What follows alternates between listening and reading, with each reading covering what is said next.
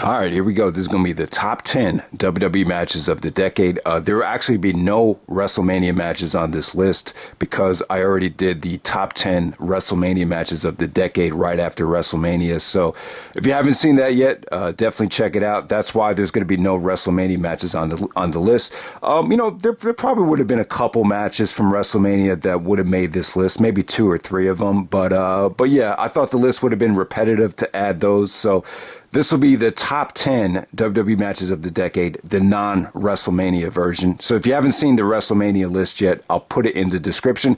So let's get right down to it.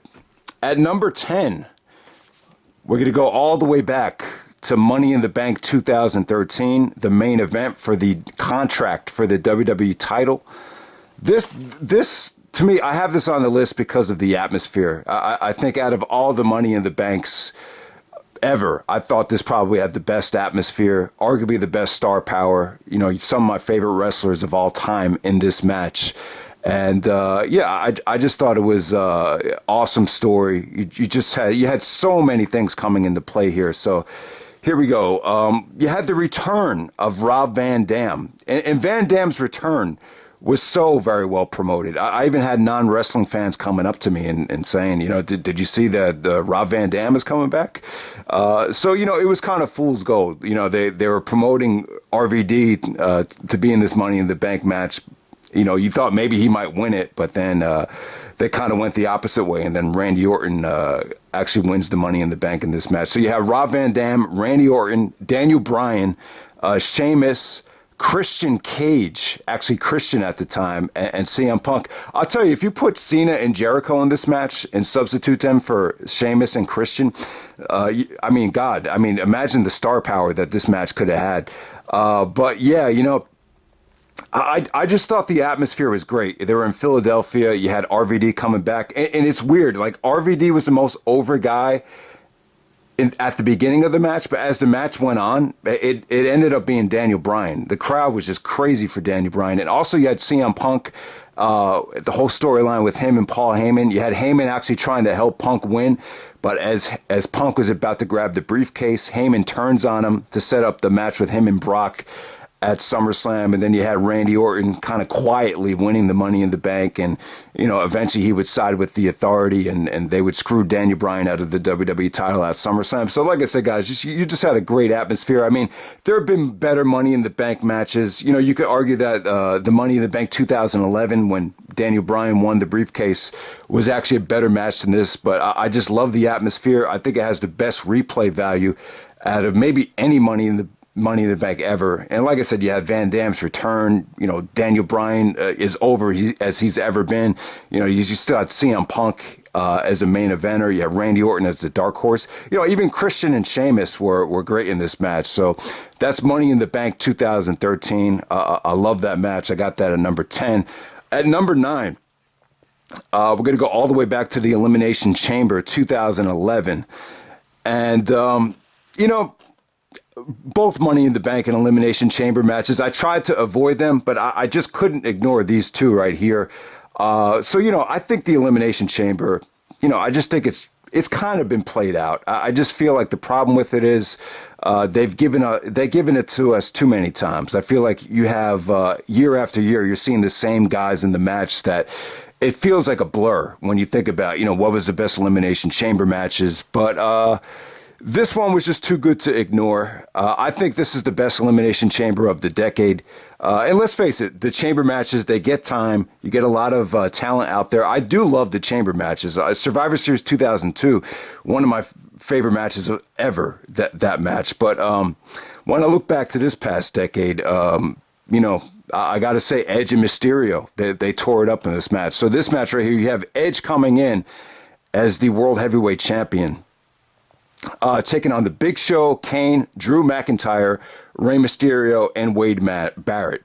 So I didn't go back to watch this match, but I did the WWE 2011 pay-per-view rewind over a year ago, so it's still pretty fresh in my mind. But all I have to say about it is Edge and Mysterio just tore it up. It was like the last time you had anyone from the SmackDown Super Six just give you that final taste of magic. And I just remember Edge and Mysterio. I think a lot of people would agree. They just tore it up. They left their mark in that match. They left it all on the line. And you just had great sequences. Edge spearing Mysterio into the chamber pod, Mysterio with the 619, Edge with the counter. Just beautiful magic between Edge and Mysterio. It was the last time you got to see the magic that they created. I mean, whether they were tagging together or they were going at each other, Edge and Mysterio had some of the best chemistry that anyone's ever had in the WWE. So, and yeah, I mean, it's you almost forget that Edge was still active this decade. I mean, it's been such a long time, but Edge had this great match, and then he had the match with Del Rio at WrestleMania, and then that was pretty much it for him. And he was forced to retire due to a neck injury. But yeah, this is like the last great match that I think Edge ever had. That Elimination Chamber 2011 performance, and yeah, when I think about it, when you look at the DVD cover, and I'll put the DVD cover as a picture over this audio, Edge had some of the best facial expressions in the Elimination Chamber. I think even the 2009 one was even better, but he was just, his reactions to, pinfalls, especially when Cena went down in 2009, like Edge's facial expressions were... they were some of the best when you look back at it. So, yeah, I got that at number 9, but mainly because of the Edge and Mysterio magic at the end of that chamber match. At number 8, I actually have John Cena taking on AJ Styles at the Royal Rumble 2017. I had to put an AJ match on this list. I feel like out of all AJ's matches, I'd have to say this was probably the best one. I mean, is there any other AJ Styles matches that will be in contention? I thought maybe the Roman Reigns match from I think it was Extreme Rules. That really came close. AJ and Brock from Survivor Series came close. But I have to say, I thought him and Cena really tore it up at the Rumble. They had a good trilogy, I would say. I thought their feud kind of got off to a shaky start. You remember the Money in the Bank match? I thought they didn't really click at first, and then at SummerSlam they stole the show. But then at the Royal Rumble, I felt like it was a great ending. You had Cena actually going over AJ to win the WWE Championship. It was weird. Cena only kept the belt for like a month, and I believe he actually lost it to Bray Wyatt in the Elimination Chamber. So, yeah, that was kind of weird how they booked it in terms of AJ losing the championship right before WrestleMania. But, I think AJ and Cena was a dream match for years. I think when you look back at the start of TNA and you look at the WWE at that time, going back to 2002, who's the WWE's most valuable player? It's probably Cena, who is obviously the poster boy of TNA, has always been AJ Styles. So this is the definitive WWE versus TNA dream match. And, I felt like they had the biggest spotlight shine on them at the Royal Rumble, and they definitely delivered, I would say. Definitely the match of the year for 2017 right there. That's John Cena, AJ Styles. Number 7, I'm going to go Kevin Owens versus Sami Zayn from Battleground 2016, from July 2016. Yeah, this is an awesome match, man. The Owens and Zayn feud really transferred over very well in NXT, and then they brought it to the WWE. I mean, the feud between Kevin and El Generico has been just so, it's been so personal. It's just been such a great rivalry. The rivalry has been so good that you almost forget that they used to tag up together. And then eventually, Sami Zayn turned heel and sided with Kevin Owens. I believe it was maybe later on that year, or maybe the 2017, the next year. But yeah, I just remember the chemistry just being off the charts. Like I said, man, these guys grew up together, so they know each other better than anybody. And I always think that makes for just great matches. I think communication and comfort is a huge part in, having a great match. And, they just told a great story, and just the chemistry and the sequences with some of the counters and the spots were just mind blowing right there. So, I still thought that was the match of the year for 2016, which some people would consider a very good year for the WWE. I think there was a lot of good things. about the company in 2016. And, Kevin Owens and Sami Zayn is definitely, part of the reason why when you think about that match from, I think they had a match at Payback, but the Battleground match was, they stepped it up a notch for that match. Number 6, I'm going to go with Sheamus versus Daniel Bryan, 2 out of 3 falls from Extreme Rules. I think what happened at WrestleMania made a lot of people angry. But they kind of used that storyline and kind of used it to its advantage heading into Extreme Rules. So I think you had a lot of people thirsty to see Daniel Bryan and Sheamus redeem themselves from just letting a lot of people down at WrestleMania. But, the Extreme Rules match was great. They're in Chicago. You have the crowd going crazy for Daniel Bryan. You finally got to see Bryan work his magic without any restrictions. It was one of the first times where you felt like Daniel Bryan finally had that freedom. And, him and Sheamus, was great. Sheamus still goes over, but, I think everybody won because you got to see Bryan finally show his skill set to the maximum degree there. And I just thought it was a war. I remember even Jerry Lawler said on commentary, he was like, wow, that was good. Like even he was surprised at how good Daniel Bryan was. Because, he probably, didn't get a chance to experience some of the work he did prior to being in the WWE. So, yeah, that's Daniel Bryan, Sheamus, Extreme Rules 2012 from Chicago. And then on number 5, I have another match from Extreme Rules, the very same show, Extreme Rules 2012. We have the return of Brock Lesnar taking on John Cena in the main event. So, yeah, I mean, you got to give Cena a lot of credit. He lost to The Rock. And then the very next night after WrestleMania, he puts Brock Lesnar over for Lesnar's big return. And, the storyline was that Lesnar was like a hired mercenary by John Laurinaitis to take out John Cena. But, I'm just going to put the storyline aside here and just say that Brock and Cena just had a lot of juice behind it. Like I said, I've talked about the match recently, but I thought Brock looked great. He looked hungry. Cena was, he had such a mixed reaction in Chicago. I mean, the reaction for Cena in Chicago was kind of like any other. It was more split than I think your normal WWE venue. And Cena going over, I think it was shocking to a lot of people, but I don't think it really mattered in retrospect. And, Brock and Cena had their best match. You look at all the history from Brock and Cena from 2003 all the way down to 2015. I think when you look back at it, the Brock and Cena chemistry, whether it's on the mic or in the ring, it was always top notch. So the match from Extreme Rules, awesome stuff. Definitely a surprise of the year. And it was so good that it even overshadowed Cena and The Rock in terms of match quality. Number 4, I'm going to go with CM Punk versus Brock Lesnar at SummerSlam. We only got it one time. And, the two Paul Heyman guys going at it. We have Paul Heyman turning on CM Punk and siding with Brock Lesnar. So, the story, totally forgot about this, but the storyline was that, CM Punk had turned face when he came back in the summer of 2013. And, it wouldn't have made sense for Heyman to keep coming out with Punk. So Punk stated that, he wanted to part ways with Heyman and just be friends with him. And, the storyline was that if Heyman couldn't make money off of Punk, then he wanted to turn on him. And he said, you're not the best in the world because you cannot beat Brock Lesnar. So you had Lesnar and Punk just going out there at SummerSlam. This is actually a no disqualification match. And it was great, man. Brock still had a lot of juice left at the time. And, Punk...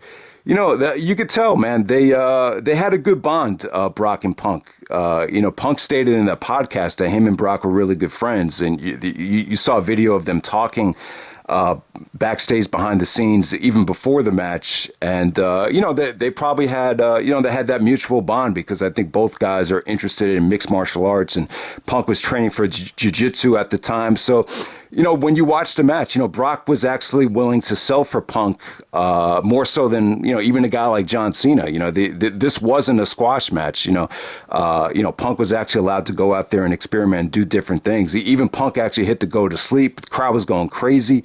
And, Heyman actually broke that up. So Heyman's interference didn't totally ruin the match because it made sense because of his association with both guys. But yeah, man, this was just a war, man. Just had great spots, great intensity. There was even some crazy bumps that Punk took. There was even reports that Brock really, roughed Punk up, and Punk was, feeling a lot of side effects from this match. Was particularly with a lot of the table bumps, but just good counters to the F5s. I think Punk even countered the F5 into a DDT, which is very difficult to do. I remember Angle actually botched that at SummerSlam a long time ago, but to pull off the DDT from the F5 is not an easy counter to execute. But yeah, man, this just had everything, man. This was a refreshing matchup, good star power. You had the Paul Heyman situation really came into play well here. I think Punk and Lesnar really still holds up, and I don't think it really gets talked about as much as it should. So that's CM Punk and Brock at SummerSlam 2013 at number 4. Number 3. I got Brock Lesnar as the WWE Champion taking on John Cena and Seth Rollins from Royal Rumble 2015. So this is the only Rollins match that's on the list. Yeah, that's crazy. There was a lot of Rollins matches that I was considering, especially the match with Cena at SummerSlam. That probably would have made the list if it wasn't for that Jon Stewart interference, because that was an incredible performance from Rollins in that match. Before Rollins got hurt, man, he was clicking on all cylinders. If you go back and watch some of Rollins' matches from 2015, oh man, he was on top of his game. But yeah, this was incredible. I would say this is easily like a top 5 triple threat match in WWE history. There's only like 2 off the top of my head that I could say was, on the same level as this. WrestleMania 20, Vengeance 2002, easily on the same level. But this is up there, man. This was just great stuff. Brock was white hot, man. He was, great shape as a WWE champion. Even Austin said, he's white hot. The kid's white hot. You got Cena out there in Philadelphia, the crowd booing the shit out of him. This is like the last time like Cena got like legit like hatred in a match, and Rollins obviously stole the show. You had the elbow drop off the top of the turnbuckle through the table to Lesnar. You just had, Rollins doing crazy counters here. Brock actually wins the match by countering the curb stomp on the Money in the Bank into an F5. Just awesome stuff here, man. Just, great storytelling, just incredible action, star-making performance from Rollins. And, you have Brock hungry and motivated at the time going into WrestleMania. So let me say this about Brock. Everything was fine with Brock until he decided that he wanted to, do the, fight. He wanted to go back to fighting. I think when he decided that he wanted to mix, I think UFC wasn't making a lot of money in 2016, and they thought, you know what, who cares? Let's just let Brock fight. And when Brock wanted to do both, the WWE matches started to take a hit. But I think when you go back to the beginning of 2015, when Brock was just focused on WWE, man, he was on top of his game. He had the great performance at the Rumble. Then he went out there with Roman Reigns and delivered probably one of the best WrestleMania main events of the decade, without a doubt. So yeah, Brock in 2015, man, everything was good in the hood at that time, man. So number 2, I got John Cena taking on Daniel Bryan from SummerSlam 2013. Incredible matchup right here. You have Bryan as over as hell. This is the Daniel Bryan match I look back to when he wins the WWE Championship that that I will be most proud of. To me, this holds up better than the WrestleMania 30 match. You look at the history of Cena and Bryan from the Velocity match to this one. And, the relationship that they've had, Cena's always been a big supporter of Daniel Bryan. And I hate to say it, like Cena had a great decade, man. He just had a lot of great opponents, and he was really willing to adapt And he worked really well with a lot of the guys from Ring of Honor, from CM Punk to Cesaro to Daniel Bryan to Kevin Owens to Seth Rollins. Cena's had a great run this decade. He really has. Most of these matches are John Cena influenced, but the Cena Bryan match, it's very special to me. Even when Bryan Danielson had his farewell at Glory by Honor 8, there was a chant in the crowd that was, I think it was like fuck or fuck up Cena, and Bryan just says, "Don't worry, he's gonna get his fucking head kicked in." And ever since that day, I was thinking, man, that'd be awesome to see Cena Bryan for the title on a pay-per-view, man. If it ever happens, it was probably not going to happen, but eventually it happened at SummerSlam 2013. The storyline was that Cena was allowed to pick his opponent, and he picked Daniel Bryan because it was the right thing to do, because Bryan was hot and he was, on top of his game. And the crowd was incredible. SummerSlam 2013, God, can you find a better WWE double main event than that? And it's just awesome stuff. Cena was actually hurt in this match. I think he had like something happened. I think he might have had a fractured elbow. So imagine how good the match could have been if Cena was healthy. But yeah, just great stuff. Great finish with Bryan doing the running knee out of nowhere. And this is one of those matches where I don't really think they abused the near falls. They really didn't. But the match was still. It just flowed beautifully here. There wasn't one dull moment in the match. Triple H is a special guest referee. The ending with Randy Orton, you could argue that it was predictable, but it was so well done, though. When you watch Triple H's facial expressions after the match was officially over to when Orton came out, I thought he did a good job of, not really, giving it away. And, it was just very, very well done. Triple H and Randy Orton finally getting back together again after, Orton getting kicked out of Evolution. It was a great story, man. It really had a lot of potential, the whole Daniel Bryan and Randy Orton feud. But for whatever reason, I just felt like the WWE dropped the ball with it. But yeah, when you look back to Cena and Daniel Bryan from SummerSlam, just amazing, just an amazing matchup right there. And then number one, best match of the decade, John Cena versus CM Punk, Money in the Bank 2011 from Chicago. Enough has been said about this match, so I'll try to keep it short. I'll just say this, it just seems like in professional wrestling, sometimes when you least expect it, like everything just kind of like pro wrestling, there's times where it just makes your dreams come true. When you dream about a storyline that you thought, had no chance in hell of happening, sometimes it just does happen. And, that's what happened with CM Punk right there, and it's kind of weird. Like, I'd be really interested to know, like, what they would have done if CM Punk's promo flopped. Like, say that, there's no way that the promo was going to flop. Because you know how good Punk is, and the subject matter was so, like, taboo that there's just no way that the promo was going to flop. But say that it did. Like, how would they have booked this match? Would Cena had just got the generic win and Punk would have left the company? I'd just like to know, like, from a behind-the-scenes standpoint of what the intentions were. From what I know, I think they said to CM Punk, they talked about this in his documentary. They say, like, we're just going to let you air your grievances and then we'll see what happens from there. I don't know if Punk really wanted to leave. I really don't know.